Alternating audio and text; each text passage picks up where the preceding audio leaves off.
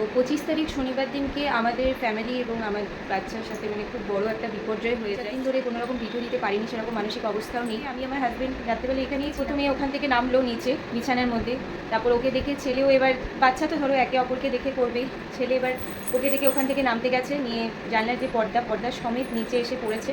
আর পিছনের যে মার্বেলটা আছে কিছুটা বেরিয়ে থাকে, জায়গাটার মধ্যে মাথার মধ্যে প্রচুর পরিমাণে আঘাত লেগেছে, হয়তো ফুলে গেছে। আমি সেজন্য বাথরুমে নিয়ে গিয়ে পরে ওর ওখানে জল দিয়েছি, কিন্তু জল দিয়েছি যখন তখন দেখছি পুরো জামার মধ্যে পুরো গড়িয়ে পুরো ব্লাড বেরোচ্ছে। আমরা তখন সঙ্গে সঙ্গে ওখানে মানে বরফ দিয়ে ব্লাড কটিংয়ের আমার কাছে লিকুইড ছিল, সেটা দিয়ে কোনো রকমই হসপিটাল এমার্জেন্সিতে নিয়ে যায়, নিয়ে ওখানে সঙ্গে সঙ্গে ওকে ট্রিটমেন্ট করে, স্টিচ করে। এতটা ব্যথা পেয়েছে, এতটা কষ্ট হচ্ছে সেটা মানে চিন্তারও আজ বাইরে। আমার এই মেসেজটা কতজনের কাছে পৌঁছাবে আমি সত্যিই জানি না, তবে এই বয়সী বাচ্চাদের প্যারেন্টসদের কাছে আমার একটাই অনুরোধ, আমার সাথে যে হাতসাটা হয়ে গেছে সেটা আমি চাই না কোনো দিন কারোর সাথে হোক। খুব সাবধানে রেখো বাচ্চাদের। স্টিচ কাটবে, আশা করি আস্তে আস্তে আমি আবার নর্মাল হতে পারবো, নর্মাল লাইফে ফিরতে পারবো, নর্মাল ভিডিও তোমাদের সাথে শেয়ার করতে পারবো।